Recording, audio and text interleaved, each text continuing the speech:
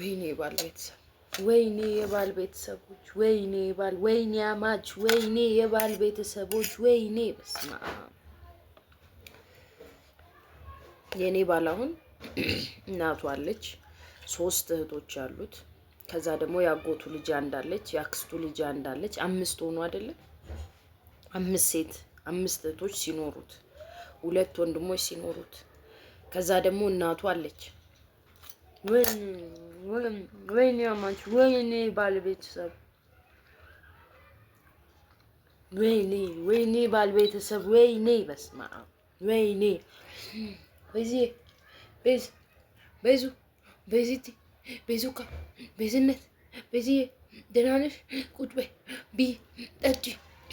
እንዴት ነሽ ትከሳሽ ጠቆርሽ ወይ ምን ነው ምን ሆንሽ ወይ ያለኔ አይሆንላችሁ ሾካካውላ ምን እንድልጠብቃችሁ ነበር